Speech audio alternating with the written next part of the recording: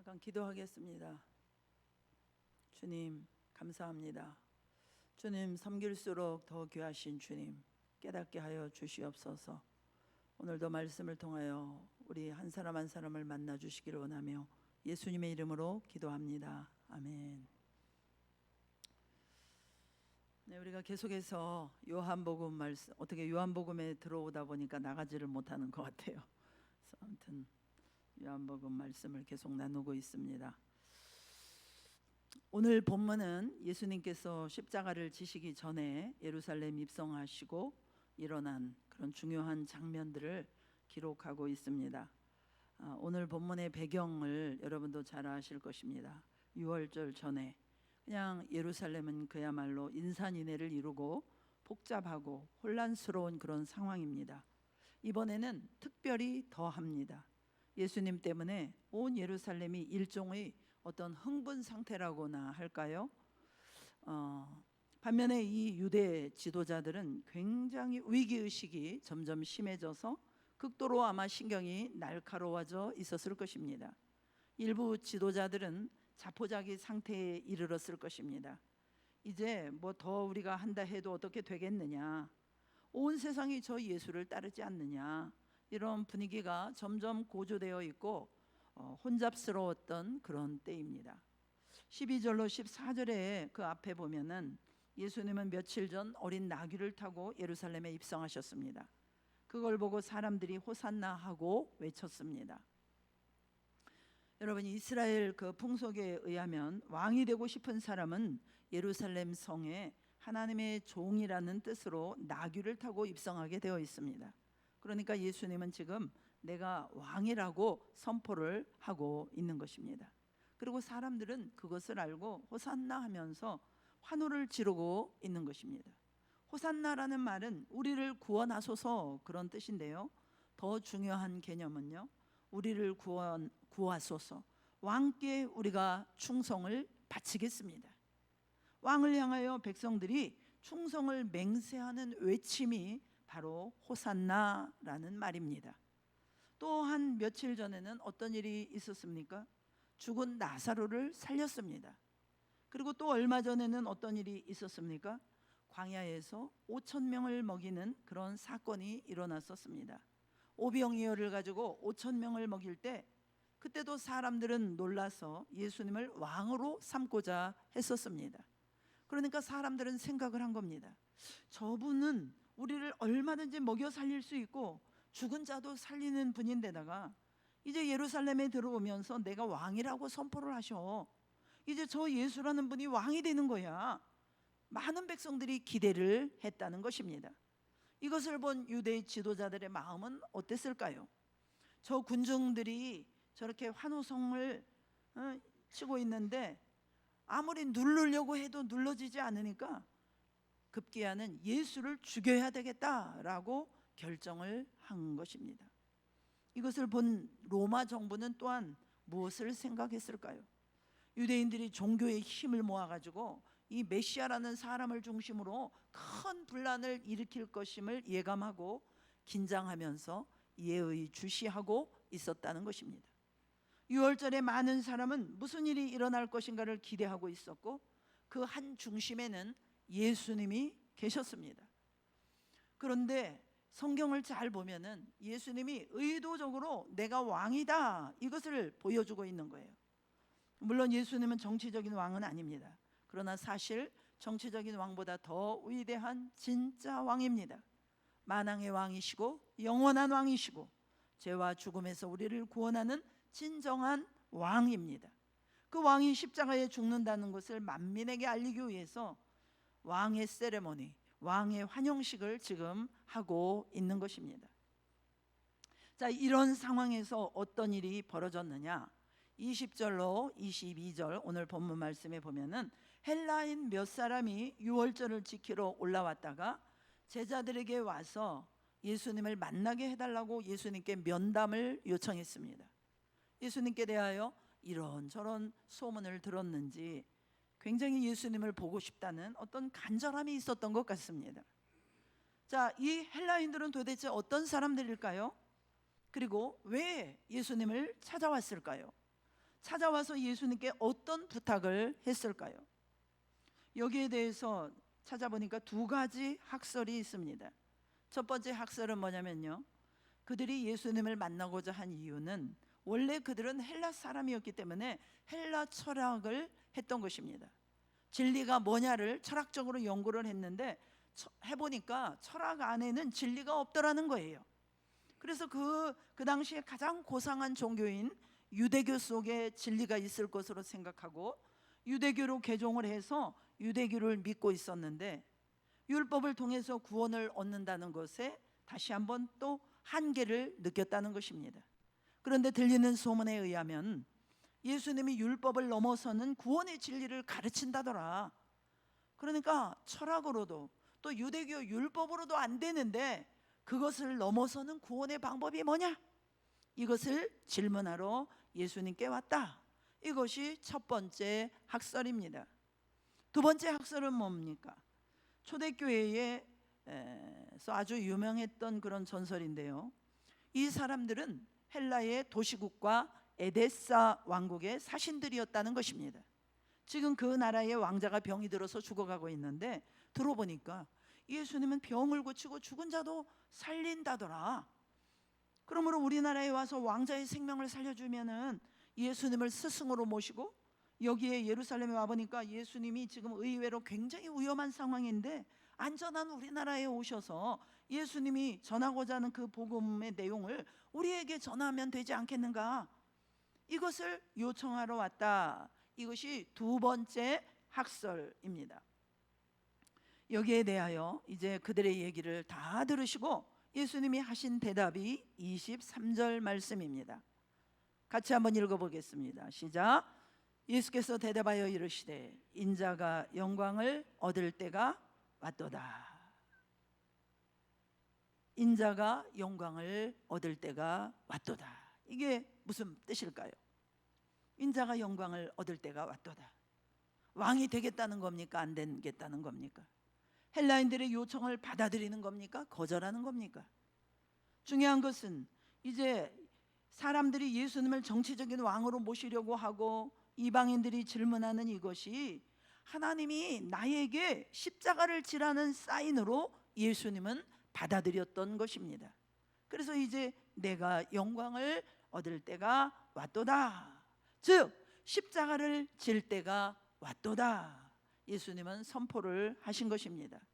여기서 놀라운 것은요, 예수님이 영광을 얻을 때가 왔도다 하셨는데 그 영광의 때가 언제냐?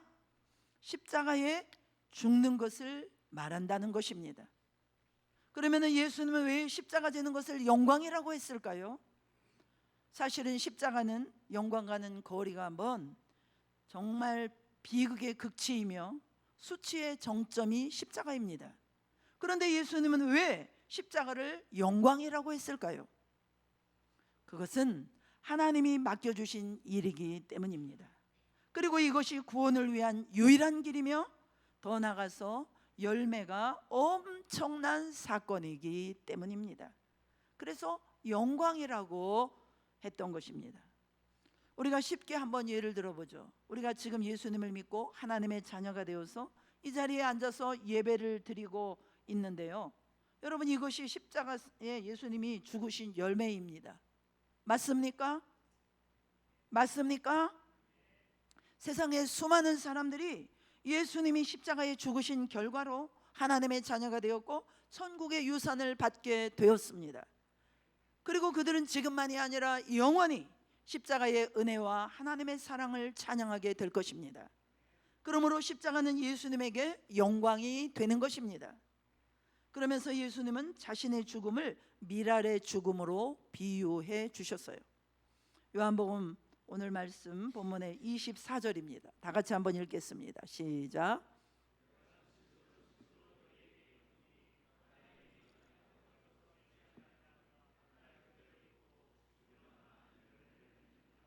죽음을 통한 생명의 역사, 즉 미랄이 떨어져서 썩는 것은 겉으로 보면은 손해이고 죽음 그 자체입니다.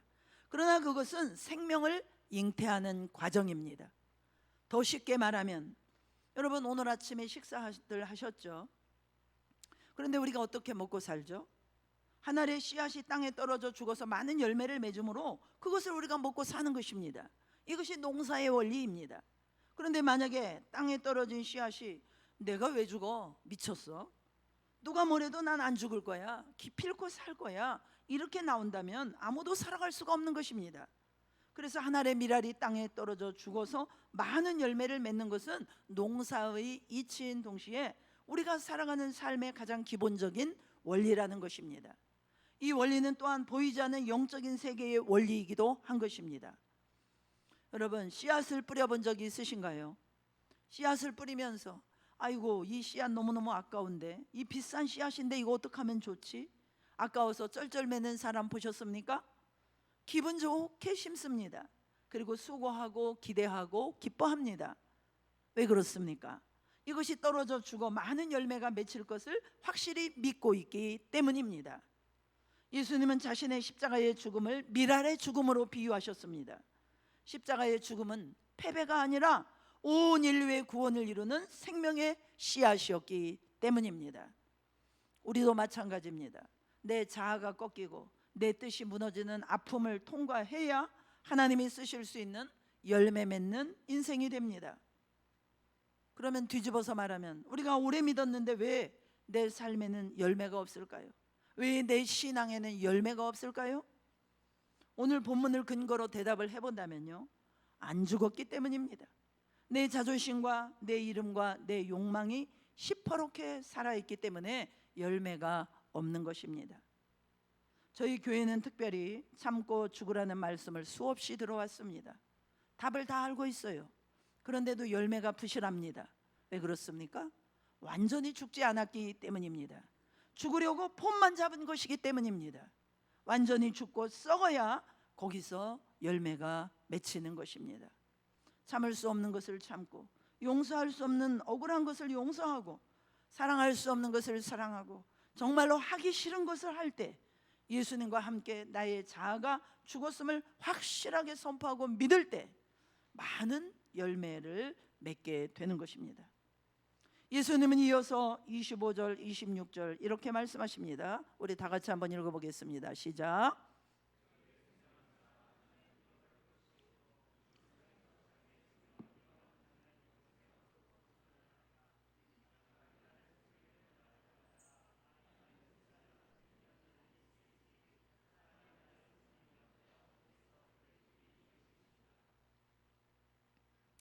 여기서 자기 생명을 사랑하는 자는 이라고 말할 때 이 생명은 육적인 생명을 뜻하죠.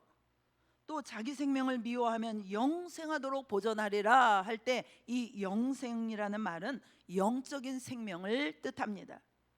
이거를 직역하면 육적 생명을 죽이면 영적 생명이 산다. 한번 해보실까요? 육적 생명을 죽이면 영적 생명이 산다. 이렇게 말할 수 있습니다. 그러니까 예수님 말씀에 의하면 생명에는 육적인 생명과 영적인 생명 두 가지가 있다는 거예요. 그런데 내 욕망에 기초한 육적인 생명을 죽이면 영적인 생명이 산다는 것입니다.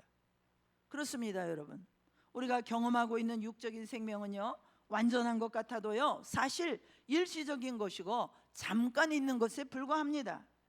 이 육적인 생명만을 사랑하며 사는 자는요, 오직 자기 자신만을 추구하고 관심이 오직 자기에게만 있습니다. 예를 들면 자신만을 아름답게 하고 부유하게 하고 편안하게 하는 것입니다. 그러나 오직 육적 생명만을 사랑하는 자는요, 그것을 잃어버리게 되고 그 생명을 사랑하지만 그 생명은 죽어간다는 것입니다. 아름답게 만들어 가지만은 늙어가고, 부를 쌓지만 소유할 것은 없고, 편안함을 추구하지만 몸의 기능은 쇠퇴해 간다는 것입니다.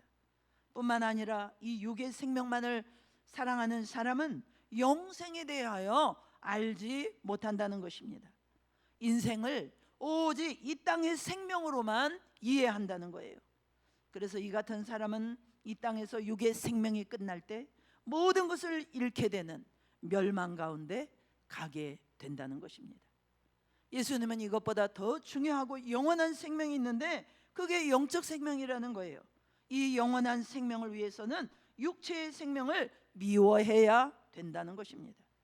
성경에서 미워해야 한다는 말은 우리의 육체의 생명을 미워하고 학대하고 이 생명을 끊어버려라, 이런 뜻이 아니에요.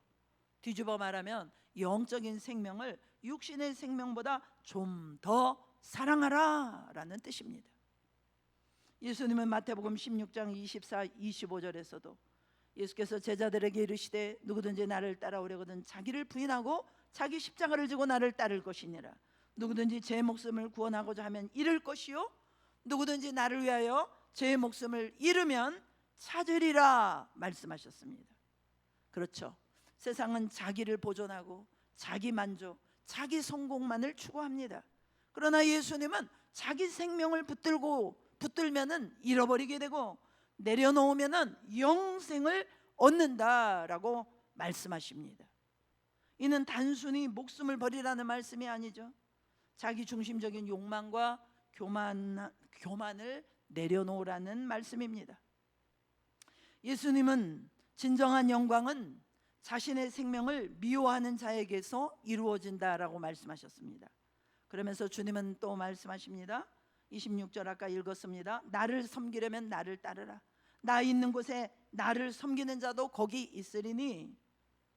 사람이 나를 섬기려면 나를 따르라. 이때 섬긴다라는 말은 집사라는 뜻을 가지고 있어요. 우리 교회도 집사님들 많이 계시죠? 이 집사는 종이라는 뜻입니다. 나를 따르라고 하시는 주님 말씀 안에는 이 두 가지 의미가 들어있어요. 하나는 네가 나를 따르기를 원하면 나처럼 종이 되어라 하는 의미가 있고요, 또 하나는 네가 나를 정말로 따르기를 원하면 나처럼 썩는 미랄이 되어라 라는 것입니다. 우선 먼저 네가 정말 나를 따르기를 원하느냐? 그렇다면은 내가 이 세상에 와서 하나님 아버지 앞에서 종으로 충성한 것처럼 너희들도 종으로서 나에게 충성해야 된다라는 말입니다. 우리가 잘 아는 바와 같이 예수님은 세상에 오실 때 귀족이나 왕자로 오시지 않았습니다. 종으로 오셨습니다. 사람의 몸을 입고 종의 형체를 가지고 찾아오셨습니다. 우리가 죄와 사망의 종이 되어서 고생하는 것을 아시고 우리를 구원하기 위해서 자기가 친히 종의 모습으로 내려오셔서 이 세상 계실 동안에 하나님 아버지 앞에 종으로서 충성을 하셨습니다. 첫날부터 마지막 날까지 오직 종으로서 그는 삶을 살다가 가셨습니다. 그렇기 때문에 주님께서는 가끔 제자들에게 나는 너희 중에 섬기는 자로 있느니라, 종으로 있느니라, 나는 종이다, 나는 종이다, 이런 말씀을 하셨습니다. 그러므로 예수님이 종이라고 한다면 그 예수님을 따르는 제자도 종이어야 한다고 말씀하신 것입니다. 예수님이 종으로 살았다면 우리도 종으로 살아야 합니다. 당연한 것입니다. 예수님이 종으로서 얼마나 철저하게 하나님 아버지께 순종했는지 27절을 보면 알 수가 있어요. 예수님이 지금 며칠 후에는 십자가에 돌아가실 것을 내다보고 계셨어요. 예수님도 인간입니다. 사람입니다. 죽음을 앞에 놓고 두려워하지 아니할 자가 누가 있으며 답답하게 여기지 아니할 자가 누가 있겠습니까? 예수님도 마찬가지입니다.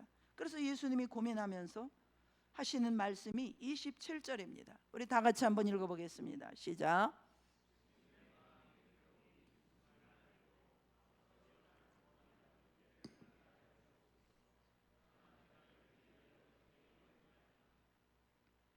십자가의 길이 영광의 길인 것은 알고 있습니다. 그러나 십자가 질 생각을 하니 마음이 너무 괴롭고 힘든 것입니다. 마음이 너무 답답하신 것입니다. 피하고 싶은데 피할 수 없기 때문에 하나님 앞에 이렇게 기도합니다. 28절 아버지여 나를 구원하여 이 때를 면하게 하여 주옵소서. 할 수만 있으면 이 십자가 지지 않게 해 주옵소서. 이 죽음을 피하게 해 주옵소서. 이것이 예수님의 심정입니다. 그러나 내가 이 일을 위하여 이때에 왔나이다. 하나님, 십자가에 죽는 것이 하나님이 기뻐하시는 일이라면 나는 죽겠나이다. 이 일을 피하지 않겠나이다. 주여, 내가 이 일을 위해서 세상에 왔다면 나는 이 일을 하나님 앞에 순종하겠나이다. 이와 같은 예수님의 기도는 다른 복음서의 병행 구절을 보면은 바로 그 유명한 겟세마네 동산에서 땀방울이 핏방울이 되도록 예수님께서 십자가를 질 힘을 얻기 위해서 간절히 기도하신 내용입니다. 예수님도 십자가 지시기 위하여 이렇게 처절하게 간절하게 기도하셨습니다. 그렇다면 우리 같은 이렇게 이기적이고 옹졸한 인간들이 무슨 힘이 있어서 십자가 길을 걸어갈 수가 있겠습니까? 불가능합니다. 불가능해요. 예수님처럼 하나님께 힘을 주시도록 간절히 기도할 때 하나님께서 그렇게 살 수 있는 힘을 주시고 우리를 통하여 영광을 받으시는 줄로 믿습니다. 예수님은 이처럼 철저하게 종으로서 복종하셨습니다. 우리도 그렇게 해야 된다는 것입니다. 예수님이 이 세상에서 우리를 위해 종이 되신 것처럼 우리도 이제 예수님을 위해 종이 되어야 하는 것입니다. 그러면 예수님이 이 세상에 계시면서 무슨 일을 위해서 종으로서 충성을 하셨습니까? 예수님이 종으로 충성하신 일이 무엇입니까? 그것은 이 세상을 구원하는 일이었습니다. 하나님을 모르고 하나님과 원수되어서 저 세상 속에 푹 빠져들어 살고 있는 불쌍한 영혼들, 자기의 죄의 짐을 지고 자기가 어디를 가는지도 모르고 지옥을 향해서 걸어가고 있는 수많은 목자 잃은 양과 같은 사람들, 자기가 좀 쌓아놓은 재물이 천년 만년 자기 생명을 보장할 것 같이 속아가지고 그 밑에서 정신없이 살고 있는 수많은 사람들을 하나님 나라에 들어가도록 구원하는 그 일을 위해서 예수님은 종으로 평생을 사신 것입니다. 마태복음 18장 14절에 이와 같이 작은 자 중에 하나라도 잃는 것은 하늘에 계신 너희 아버지의 뜻이 아니니라. 이 작은 어린아이 하나를 구원하기 위해서 내가 왔다는 것입니다. 예수님께서 그렇게 말씀하시는 겁니다. 그만큼 예수님은 이 일을 가장 소중하게 여기셨다는 것입니다. 우리가 아까 읽은 본문 20절에서 헬라 사람들이 예수님에게 면회 신청을 했을 때 그 23절에 예수께서 대답하여 가라사대 인자가 영광을 얻을 때가 왔도다, 이 말씀하실 때 예수님 얼굴이 활짝 기쁨으로 피어가지고 만족하시는 그런 모습이 여러분 떠오르지 않습니까? 헬라 사람 몇 사람이 자기를 보고 싶어 한다는 말을 듣고 왜 이렇게 예수님이 좋아하십니까? 예수님은 앞을 내다본 것입니다. 예수님 자신이 십자가에 죽으시고 부활하셔서 하나님 우편에 앉으시면 그때부터 모든 민족이 하나님 나라로 들어오는 문이 열리게 됩니다. 모든 세계 백성들이 하나님 앞으로 들어오는 놀라운 시온의 대로가 열리게 됩니다. 그렇기 때문에 이 헬라 사람이 예수님을 만나기를 원한다는 것은 바로 그 구원의 문이 헬라 지역에도 열리게 되는 것을 예수님이 내다보신 것입니다. 그래서 장차 모든 족속이 자기에게로 찾아와 구원받을 것을 내다보시고 인자가 영광을 얻을 때가 왔도다 하고 기뻐하신 것입니다. 나중에 하늘에서 우레와 같은 우레소리와 같이 하나님도 똑같은 말씀을 하셨어요. 28절입니다. 아버지여 아버지의 이름을 영광스럽게 하옵소서 하시니 이에 하늘에서 소리가 나서 이르되 내가 이미 영광스럽게 하였고 또다시 영광스럽게 하리라 하시니 하나님도 영광 받으시고 예수님도 영광 받으신다는 말씀입니다. 이렇게 세상을 구원하는 일이 예수님에게는 중요했습니다. 생명을 바칠 만큼 중요한 일이었습니다. 그래서 우리를 구원하기 위해서 예수님이 종으로 충성하신 것입니다. 사랑하는 성도 여러분, 우리 역시 종이 되어 주님을 섬기려고 하면은 세상을 구원하시려고 하는 하나님의 뜻을 위해서 우리도 이 하나님의 뜻을 붙들고 충성해야 될 줄로 믿습니다. 다시 말하면 이 세상에 복음 전하는 일을 위해서 내 주변에 예수 안 믿는 사람들 하나님 앞으로 인도하는 이 일을 위해서 우리도 예수님처럼 종으로서 전심을 다해서 충성해야 합니다. 세상에서 영원한 형벌을 받을 그 영혼을 구하고 살리는 것보다 더 중요한 일은 없습니다.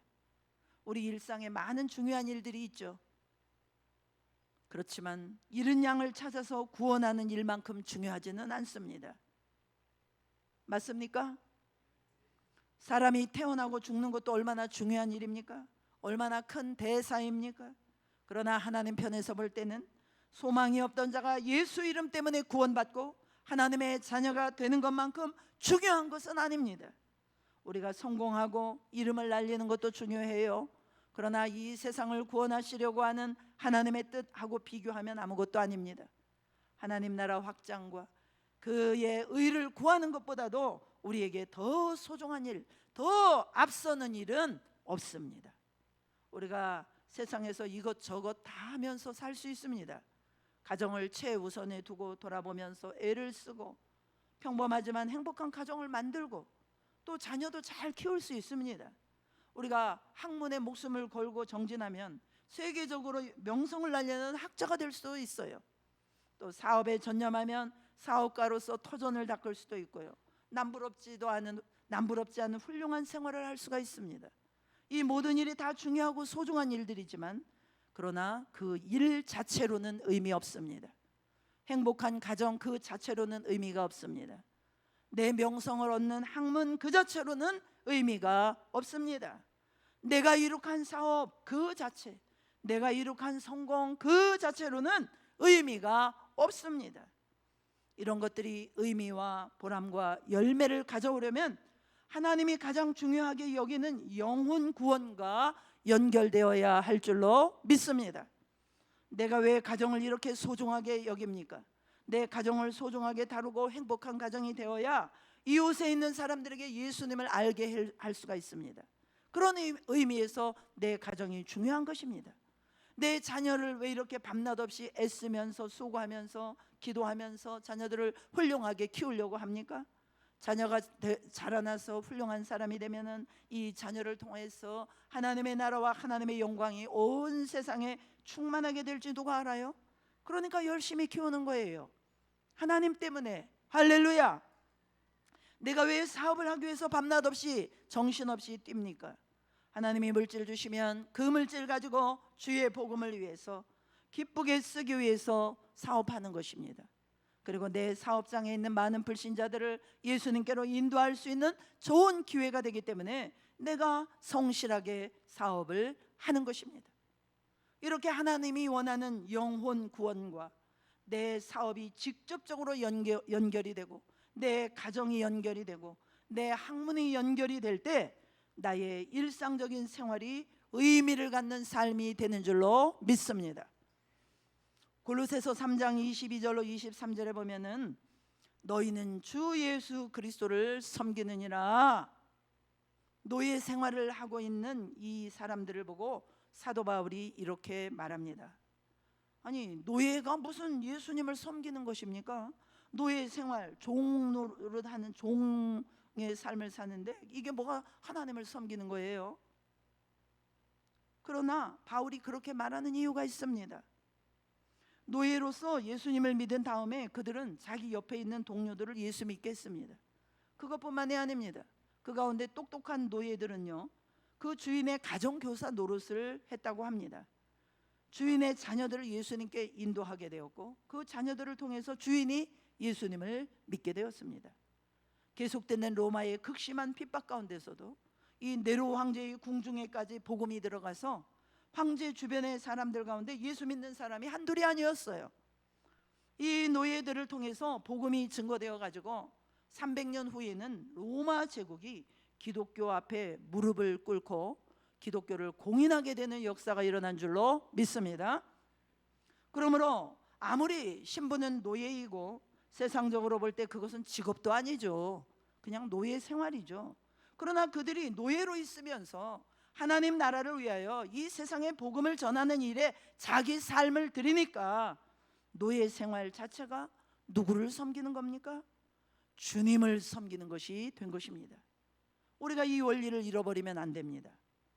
여러분은 주님을 섬기고 있습니까? 주님이 세상에서 평생 종으로 충성하셨던 그 일, 세상을 구원하려고 하는 그 일에 여러분의 가정이, 여러분의 직업이, 여러분의 재능이, 여러분의 젊음이 직접적으로 간접적으로 사용되고 있습니까? 그렇다면 여러분의 삶은 하나님이 기뻐하시는 의미 있는 삶이 되는 것입니다. 주님을 섬기는 삶이 될 수 있습니다. 그러나 그와 관계가 없습니까? 여러분, 태신자 몇 사람 전도하는 것도 힘드시죠? 부담되시죠? 부담되시죠? 그렇습니다. 우리 삶 자체는 의미를 갖지 못해요. 예수님께서 나를 따르라고 하신 것은 영혼 구원을 위해서 나처럼 썩는 미랄이 되라 라고 하시는 말씀이에요. 예수님이 세상에서 종으로 계실 때 어떻게 하나님을 섬겼느냐? 썩는 미랄로 섬기셨습니다. 다시 말하면 죽기까지 충성하셨습니다. 이것이 예수님이 영혼을 구원하기 위해서 충성하신 방법입니다. 그러므로 우리 보고 너희도 그렇게 하라 그 말입니다. 어렸을 때 저는 시골에서 자랐는데요, 늦가을이 되면 저희 집은 보리와 밀을 밭에다 뿌립니다. 한참 추운 겨울에는 가만히 있다가 날씨가 풀리면은 삐죽삐죽 새싹이 올라오죠. 그 밑에는 하얀 뿌리들이 이렇게 나 있는데 그 뿌리를 둘러싼 겉껍질이 있어요. 그거를 딱 잡아보면요, 속이 텅텅 비어 있죠.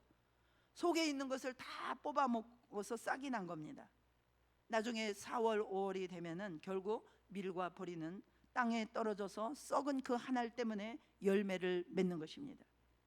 예수님이 지나다니면서 그런 것들을 많이 보셨어요. 그러니까 나는 한 알의 밀알이 되어 썩기를 원하노라. 그래서 나는 십자가에 죽노라. 내가 십자가에 죽는 것은 많은 열매를 맺기 위해서니라. 내가 죽으면 세상이 구원을 얻는다. 수만, 수십만, 수억의 사람들이 하나님 나라로 들어오는 영광을 얻는다.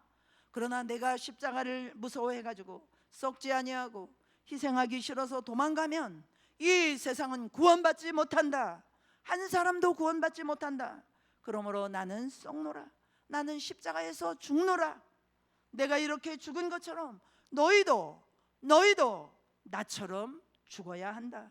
죽으면 너희들을 통해서 많은 열매가 맺히느니라. 주님이 이렇게 말씀하시는 것입니다. 여러분, 저는 오늘 설교가 굉장히 부담스럽습니다. 폼만 잡고 죽는 것을 폼만 잡고 살았기 때문이죠. 정리합니다. 우리가 예수님을 따라가는 삶은 오직 한 가지뿐이라고 말씀하십니다. 썩는 미랄이 되는 것입니다. 우리가 살아있으면 주님을 섬길 수 없어요. 주님을 따라갈 수 없습니다. 내가 죽어야 합니다. 나의 욕심과 나의 꿈과 나의 고집과 무엇이든지 간에 주님의 뜻에 반대되는 것은 죽여야 된다는 말입니다. 더 높은 생애의 기쁨을 위해서 낮은 것을 포기하는 것입니다. 하나님께 복종하기 위해서 나의 모든 것을 포기하는 것입니다. 나중에는 나의 목숨까지도 주님이 기뻐하시는 일에 내놓는 것입니다. 누가 예수님을 따르는 자입니까? 주님처럼 썩는 미랄이 되는 삶을 사는 자입니다. 주님이 사시도록 내 자아가 죽는 것이고 주님이 영광을 받으시기 위해서 나의 영광을 버리는 것입니다. 주님 뜻이 이루어지기 위해서 나의 뜻을 포기하는 것입니다. 주님 나라가 이루어지기 위해서 나의 짧은 한평생을 주님의 제단에 올려놓기를 원하는 것입니다. 이것이 바로 예수님을 섬기기 위해서 예수님을 따르는 삶입니다. 이런 삶을 살기를 원하는 자에게 주님은 많은 열매를 주신다고 많은 또 놀라운 상급을 또한 약속하셨습니다. 오늘 26절 우리 한번 같이 다시 한번 읽겠습니다. 시작.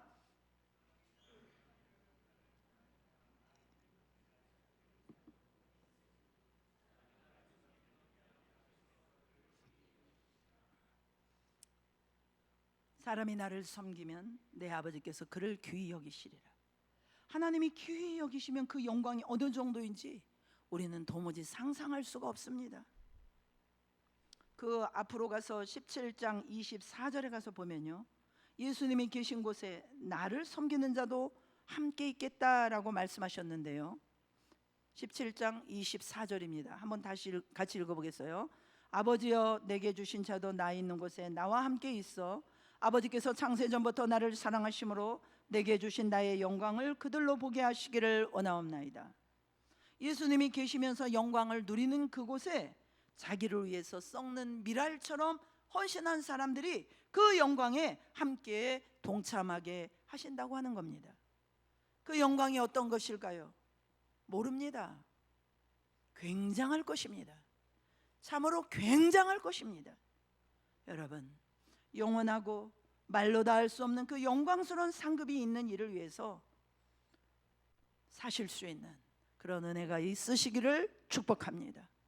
사업을 하든 가정주부가 됐든 학생이든 하나님이 가장 크게 보시는 그 일을 위해서 사실 수 있기를 축복합니다. 내가 어떻게 하면 나의 전공을 가지고 나의 가정을 가지고 나의 직업을 가지고 이 일에 썩는 미랄처럼 헌신하는 삶을 살 수 있을까? 그래서 예수님과 함께 나중에 그 영광을 함께 나누고 하나님이 존귀히 여기는 큰 사람으로 영원히 살 수 있을까? 금방 있다가 없어지는 것 가지고 씨름하고 싸우지 말고 영원한 영광, 영원한 상급을 사모하는 자들 되시기를 축복합니다. 예수님이 계신 곳에 함께 있게 하겠다, 하나님이 존귀히 여겨 주신다, 이런 내용이 어떤 내용인지 우리는 가히 상상하기 어렵습니다만, 그러나 한 가지 분명한 것은 예수님을 믿었던 그 한편 강도처럼 아무런 전도의 열매를 갖지 못하고 천국에 들어간 사람과 풍성한 열매를 들고 들어간 사람이 얼마나 다른 대우를 받게 될 건지 그것을 우리가 자세히 알 수는 없습니다만, 그러나 차이는 굉장할 것입니다. 이기는 자, 열매를 가진 자를 위해서 내리시는 그 존귀와 영광은 대단할 것입니다. 천국의 원리가 있습니다. 천국은 침노하는 자가 빼앗습니다. 최선을 다해서 달리는 자가 면류관을 얻는다고 했습니다. 그러므로 우리 모두는 주님과 함께 영광과 하나님이 높여주시는 그 존귀를 사모해야 합니다. 그때 가서 후회하지 말고 울지 마시고 지금부터 우리 시작합시다.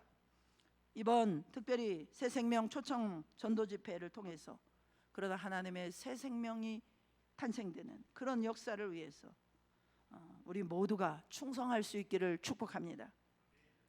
저와 여러분은 종이에요. 예수를 위해서 죽도록 충성해야 되는 종입니다.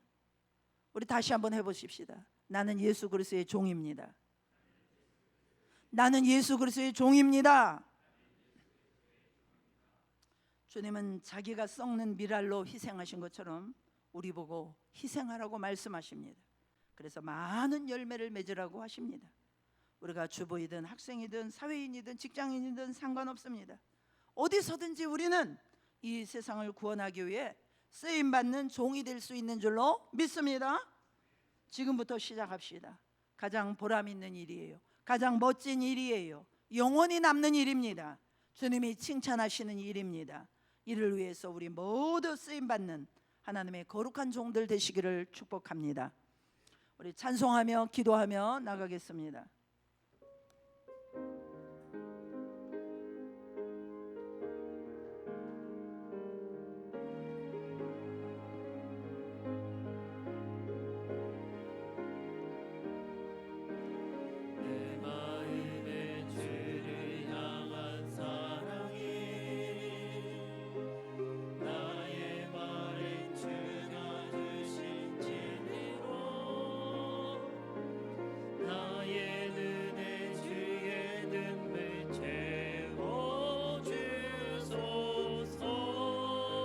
내 입술엔 찬양의 향기가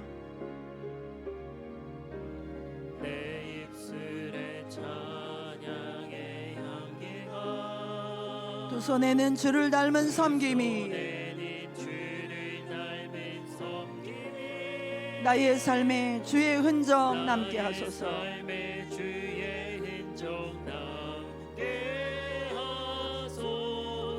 다시 한번 내 마음에 주를 향한 사랑이, 하나님 오늘 우리가 예배합니다. 하나님께서 우리를 사랑하신 그 십자가의 사랑을, 죽기까지 사랑하신 그 사랑 우리 마음에 부어주옵소서. 나의 말은 주가 주신 진리로 나의 눈에 주의 눈물 채워주소서.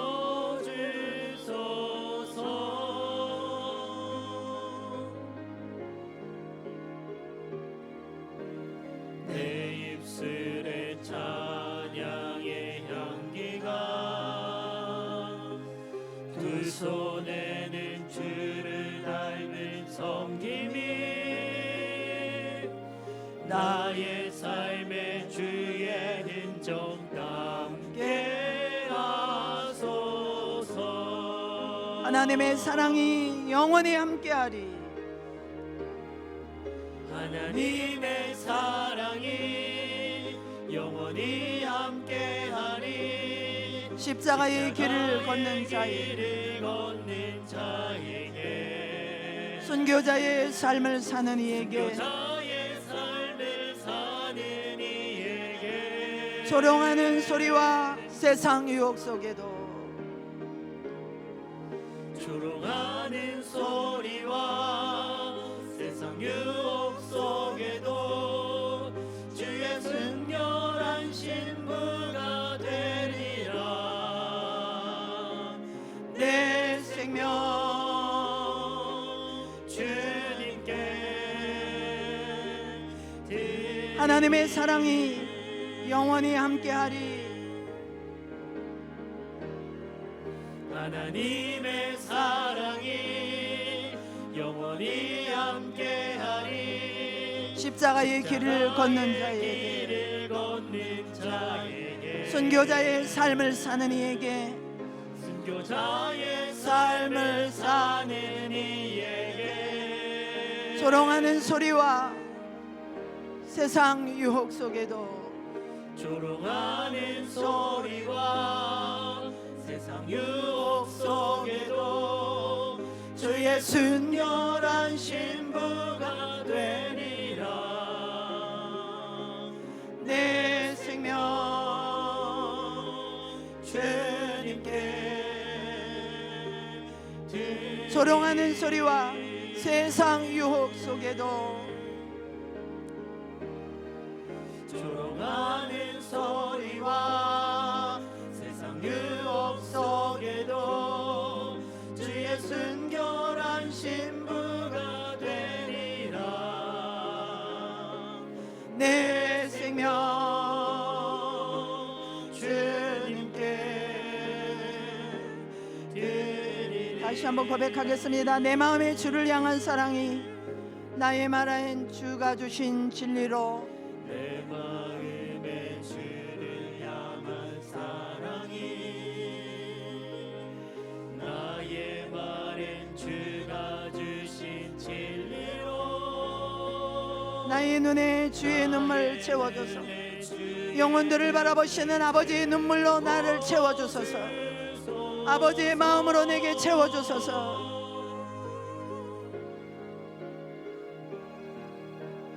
내 입술에 찬양의 향기가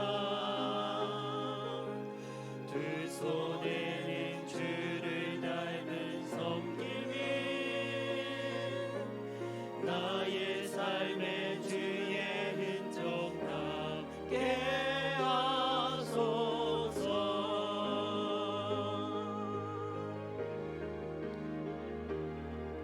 하나님의 사랑이 영원히 함께하리.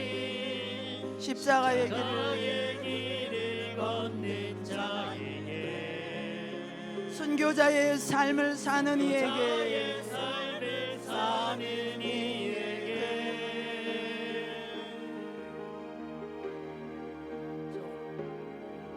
조롱하는 소리와 세상 유혹 속에도 주의 순결한 신부가 되리라.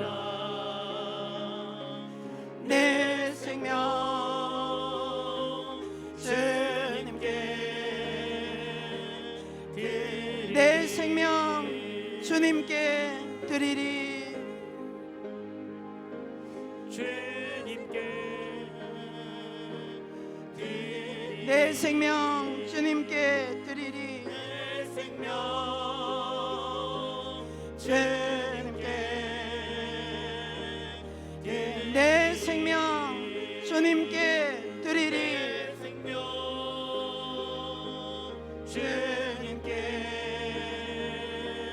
드리리. 우리 다 함께 오늘 말씀 기억하면서 기도했습니다. 우리가 언제까지 양다리 걸치면서 신앙생활 할 것입니까? 우리 마음이 작정되기를 원합니다. 이제는 우리의 남은 인생을 잃어버린 영혼들 구원하시는 하나님 아버지의 뜻, 하나님 아버지의 마음 붙들고 나가기를 원합니다. 우리에게 힘을 주시옵소서. 우리가 그동안 아버지의 뜻에 대해서 너무나도 냉정했던 거 회개합니다. 안일했던 거 회개합니다. 회개할 마음 주시옵소서. 기도하겠습니다. 할렐루야. 하나님 감사합니다. 아버지,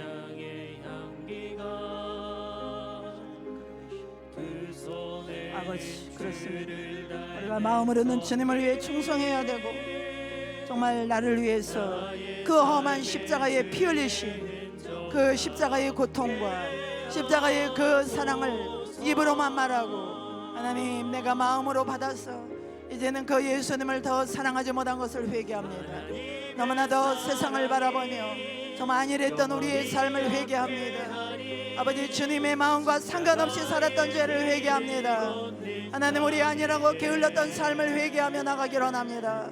하나님의 사랑에 점점 식어졌던 우리의 죄악을 하나님 다시 한번 우리의 완악한 마음을 주님의 보혈로 씻어주시고, 하나님 다시 한번 우리의 심령을 회복시켜 주시옵소서. 하나님의 사랑으로 우리의 심령을 회복시켜 주시옵소서. 하나님의 마음을 우리에게 부어 주시옵소서.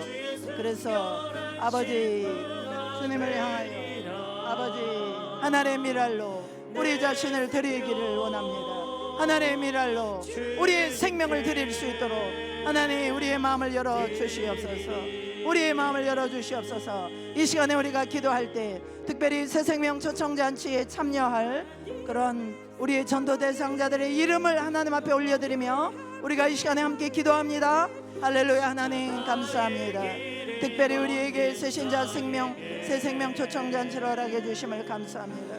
하나님 아버지, 정말로 어느 곳으로 가는지 아버지 하나님여 그 멸망의 길인지를 알지 못하고 아버지 하나님여 달려가고 있는 인생들에게 하나님이 아버지 하나님여 다시 한번 하나님의 복음을 들을 수 있는 기회를 허락하시고 저들이 정말로 예수님 앞에 달려나올 수 있도록 하나님 마음을 열어주시옵시고, 아버지의 생명으로 거듭날 수 있는 새 생명이 탄생되는 아버지 생명의 잔치가 될 수 있도록 하나님 축복하여 주시옵소서. 아버지, 우리가 충성하게 하옵소서. 이 일을 위해서 우리가 충성하게 하옵소서. 이 일을 위해서 우리가 충성하게 하여 주옵소서.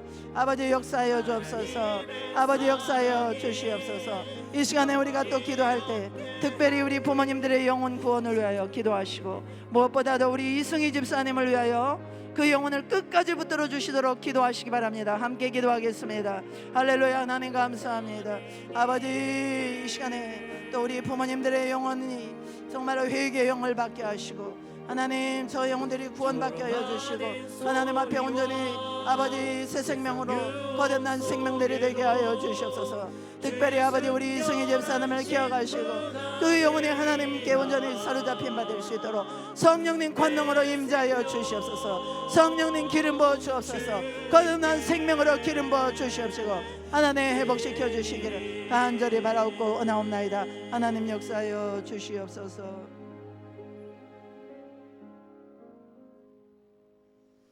하나님 아버지, 우리가 마음으로는 주님을 위해서 충성해야 된다는 것을 알고 영혼 구원에 힘써야 된다는 것을 알고 이 일을 위해서는 우리 자신이 썩는 비랄이 되어야 되는 것을 알았지만은, 그러나 우리가 정말 겉으로 폼만 잡고 우리가 무엇을 하고 있는지 우리는 여전히 세상을 놓지 못하고 두 마음을 품고 하나님을 섬기는 너무나 게으르고 정말 불충성한 종들이었음을 회개합니다. 오늘 또 말씀을 통하여 다시 한번 우리의 마음을 회복시켜 주셔서 하나님께서 십자가에서 어떠한 고통과 어떠한 험한 그 십자가의 수고를 감당하셨는지 우리 마음에 그 사랑을 부어주셔서 우리가 다시 한번 그 사랑으로 일어나게 하여 주시옵시고, 잃어버린 영혼 돌아올 때 하늘에서 가장 크게 기뻐한다고 말씀하신 그 기쁨 하나님 우리가 다시 한번 우리 마음에 새기게 하셔서 정말 주님의 뜻을 이루는 삶으로 영혼 구원하는 삶으로 우리의 남은 생애를 주님 앞에 드릴 수 있도록 축복하여 주시옵소서. 예수님의 이름으로 기도드립니다.